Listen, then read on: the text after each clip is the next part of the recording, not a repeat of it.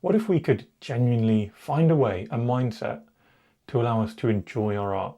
Not tolerate it or push through it with some other goal in mind, but really deeply enjoy the process of making art. Recently, I had a little revelation or realization. It's been ages since I had those negative, conflicting emotions about making art, where nothing's going right. Why am I not good enough? And you sort of feel compelled to do it for bad reasons, not because you want to, but because you feel you should. And I was actually in Italy on a work trip. That's what I'm calling it. So I was very relaxed. That's probably why I was feeling so reflectory and thinking about things. But I started trying to work out how this had happened, what had changed that had led me to feel contented for so long. And in thinking about it, I came back to three ideas, I think three mindsets or things which have happened over the years, which kind of go one on top of the other and had led to a good thing. So I thought if I talk through these three ideas, these three mindsets and practical ways where we can put them into practice, I'm hoping it will help someone else. Now first, something very blunt, and certainly something I needed to hear at some points along the journey. You, just like me, will never be the best artist in the world.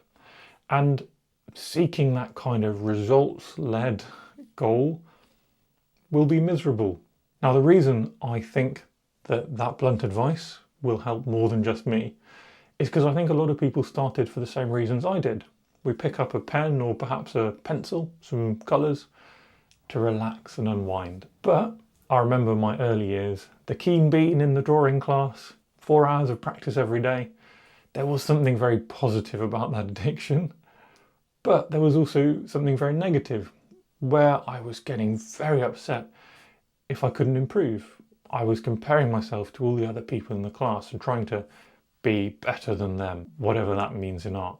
And that led to lots of cycles of start, stop, and those stops might be for months, not picking up anything art related. In these moments of frustration, I have a really vivid memory of a walk with Tash through our old park in London when we lived there. And I was just venting, why am I so bad at this? Why can I not enjoy this? Should I just stop? And in the way that important people often give you important things you need to hear, she asked me two questions. One, why are you trying to be the best at this? Two, why don't you do the bits you enjoy? Why don't you just do those bits? Now, if we think back to why we first picked up the pen, or certainly why I first picked up my pen, it was to enjoy myself. So somewhere along that road, I got lost from my actual goal of enjoying myself and started trying to compete and be the best, and I ended up not being the best, not improving, and just getting very stressed. And that leads me to the first bit of mindset shift, which I think has benefited me an awful lot. And that is set the primary goal of having fun, of enjoying the process of making art. Now, I know from reading comments on this channel, reading Reddit quite often, that this actually is a surprisingly unpopular opinion. People will say, well, what's the point if you're not getting better? Well, I've got two things to say to that. The first is an analogy, I think a different point of view. I'm going to talk about Betty, my dog. We do races together called Canicross, where you race with your dog, helping you out, pulling you along.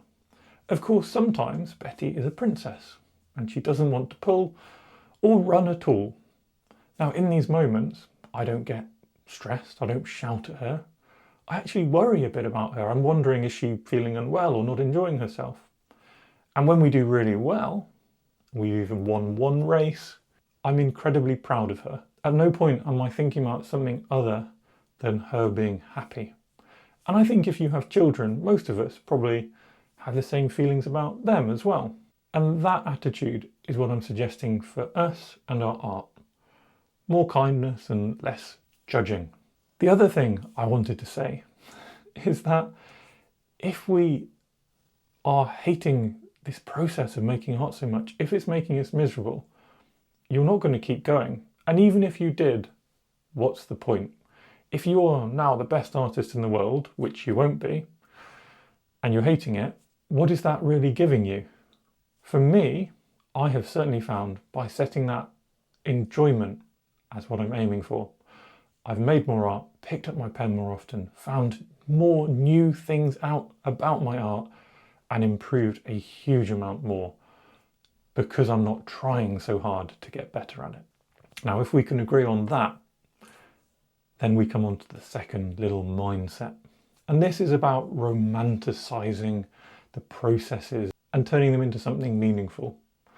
So you can imagine me sat in my beautiful Italian vista, and I'm there with my Japanese ultra extra fine fountain pen. For me, that image makes me want to draw. Now, if I was sat there with a pencil or a biro or even a fine liner, it doesn't have the same appeal to me. But because I've taken the process of drawing, which we can do with any tool, and made it important by attaching some kind of emotional or romantic appeal to it, it's something which drives me forward, something I enjoy intrinsically a lot more. The other side of this is finding a kind of mindfulness in the process. I love every morning making my coffee with my AeroPress or my cafetiere, taking 5 minutes to follow James Hoffmann's best recipe for coffee, pretending I can tell the difference in my finished cup. I'll buy some fancy beans which have got notes of ginger and almond in them, and I'll pretend that I can taste them. In reality, what I'm enjoying is taking my time and thinking about it. And that's the same reason I have my 5 steps, which I use in art. Those 5 steps allow me to go through the process of making a sketch without having to think too hard about it, letting me explore what happens with a continuous line, letting me throw paint at the page and watch it move around. And that, for me, is magic. And finding those little things which don't fundamentally change the result, but fundamentally change our mindset about what we're doing, that is how, well, at least I think a lot of us can enjoy our art a whole lot more. Now, the last thing is almost not about sketching at all. In fact, it's about not always sketching. Again, in Italy, I was there on my work trip, and I was actually there to explore all the villages, to work out where I can take my groups when I'm there, what other things we can do. So I had to suffer through some wine tastings, a surprisingly interesting olive oil tasting, some coffees, which were all right, and a whole lot of beautiful food. Not forcing myself at every minute to take up my sketchbook and draw meant that I wanted to even more. Instead of saturating all my creative energy with drawing every minute, yeah, I wished I could have done some more. And that's great, because I'm wanting to do more and more by not forcing myself to do it all the time. This one's a relatively recent one for me, which is where I think I've got calmer in the last few months. Before, I would be taking my filming stuff, all my sketching stuff everywhere, and always thinking, oh, this is an opportunity, I have to grab it. And doing a bit less has actually resulted in me doing more. My recent holiday to Bosnia had some videos about that.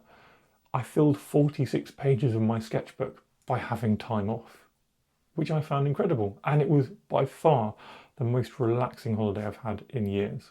And there we are, a little cycle, some simple ideas which stack on top of each other. And I think I'm happy. It's often hard to work out, isn't it? But I'm hoping that these ideas ring true with someone else. Because if I can help one other person also feel happy, or at least trick themselves into feeling happy, then I've done all right today. Today I've also been referencing my Italian trip a lot. It was really fun. If you want to find out more about the sort of workshops run in Italy, check out the link below. Maybe you'll have a sort of philosophical moment of revelation there as well. Otherwise, if you enjoy this, like, subscribe, let me know your thoughts in the comments, and I'll see you in the next one.